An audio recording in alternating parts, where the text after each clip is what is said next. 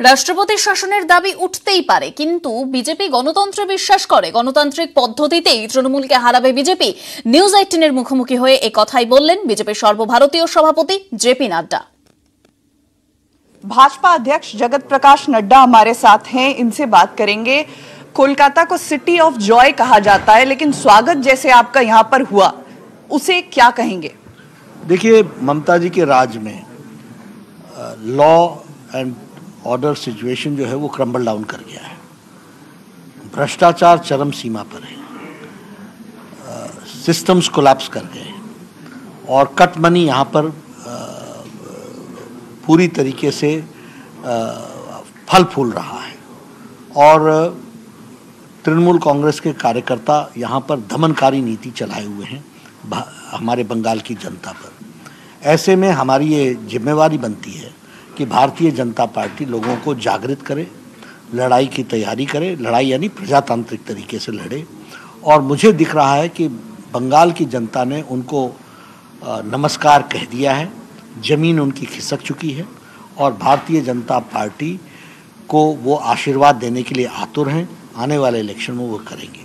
जहाँ तक आपने सिटी ऑफ जॉय कहा या बंगाल के बारे में, तो बंगाल तो बहुत रिच कल्चर और ट्रेडिशंस के लिए जाना जाता है। ये तो रविंद्रनाथ टैगोर की गीतांजलि के लिए जाना जाता है, ये तो रविंद्र संगीत के लिए जाना जाता है, ये तो रविंद्र जी की कल्चर के लिए जाना जाता है, गुरुदेव रविंद्रनाथ टैगोर जी की, विवेकानंद जी की धरती है, रामकृष्ण परमहंस की धरती है, सांस्कृतिक और अध्यात्म की धरती है।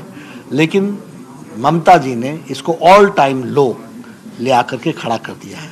इसलिए ये हमारी जिम्मेवारी है कि हम बंगाल के कल्चर, रिच कल्चर को फिर से उस वैभव पर ला करके खड़ा करें। आप भाजपा अध्यक्ष हैं, आप देश भर में घूमे हैं, घूमते हैं, क्या ऐसा पहले कभी आपने देखा है? जो आज हुआ उसे कैसे कहेंगे उसके बारे में? देखिए, मैंने कहा ना कि यहाँ law and order situation crumble down कर गया है और ममता जी का टॉलरेंस लेवल राजनीतिक दृष्टि से वह है नहीं, इसलिए वो उनका प्रजातांत्रिक तरीके पर विश्वास ही नहीं है।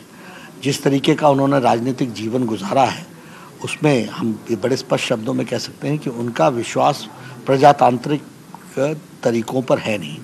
और जिस तरीके का भाषा वो इस्तेमाल करती हैं वो उनके संस्कार के बारे में बहुत कुछ बताता है।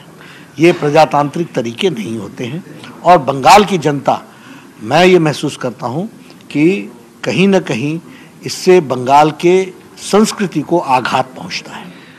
गाड़ियां टूटी और पत्थर चले, बावजूद इसके ममता बनर्जी ये कहती हैं कि जो भी हुआ बीजेपी उसके पीछे है और नाटक कर रही है, अपने ही लोगों को सजा करके ये घटना जो है इसको अंजाम दिलाया।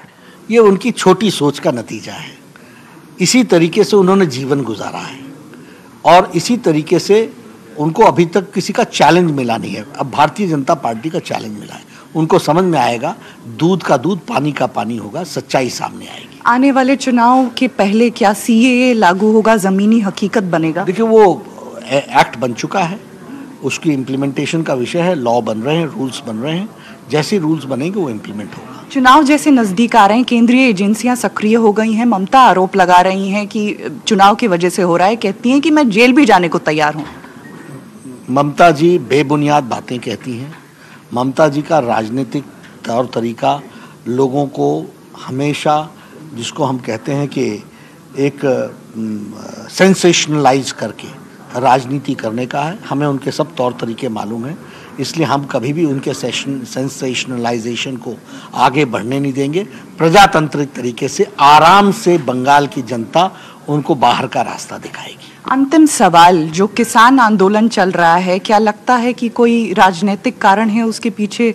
देखिए, राजनीतिक दल उसमें अपने आप को शामिल करने का उन्होंने प्रयास किया है, लेकिन हम किसान नेताओं से बातचीत कर रहे हैं और हमारी इच्छा है कि हम उनके साथ बातचीत करते हुए सच्चाई सामने लाएं और उनको भी हम इसके साथ जोड़ने का प्रयास करें, क्योंकि जो रिफॉर्म्स हैं वो रिफॉर्म्स किसान के पक्ष के हैं। यदि उनको नहीं पसंद है तो उनको ऑप्शन भी है, तो वो उस ऑप्शन को की तरफ चले जाएं। लेकिन जो लोग रिफॉर्म्स चाहते हैं उनको भी रास्ता देना ये हमारा काम है और इसके लिए हम कटिबद्ध हैं। एक छोटा सवाल और, बहिरागतो बाहरी और की जो राजनीति चल रही है, ममता खुद को बंगाल की बेटी बताती हैं और बीजेपी के जो भी नेता हैं सबको बाहरी बताती हैं। जिस तरीके का जीवन और जिस तरीके के राजनीति वो कर रही है, वो बंगाल कल्चर को रिप्रेजेंट करता है क्या? Is that Bengali? इसलिए सबसे पहले तो बंगाल के संस्कृति के लिए और बंगाल के अध्यात्मवाद के लिए और बंगाल की राजनीति के लिए जिस लो लेवल पर उन्होंने लाल दिया है, वो बंगाल के लिए खुद ही खतरा बन गई है। दूसरी बात रही कि बाहरी लोग, श्यामा प्रसाद मुखर्जी ने देश की रक्षा की, आचार्य देव ने देश की रक्षा की, 2 जनसंघ के प्रथम अध्यक्ष और द्वितीय अध्यक्ष रहे। क्या ये हमारा दायित्व तो नहीं होता कि उनकी विचारधारा बंगाल में पनपे और आगे बढ़े? हम बाहरी हो गए क्या? रविन्द्रनाथ टैगोर के विचारधारा को स्थापित करना हम बाहरी हो जाएंगे? और वो जो आए दिन रविन्द्रनाथ टैगोर, स्वामी विवेकानंद, इनकी बातों का निरादर करती हैं, वो बंगाली हो गए? धन्यवाद। बीजेपी मिशन बंगाल के लिए पूरी तरह से तैयार है। वीडियो जर्नलिस्ट आशीष धर के साथ आशिका सिंह, न्यूज़ 18 इंडिया, कोलकाता।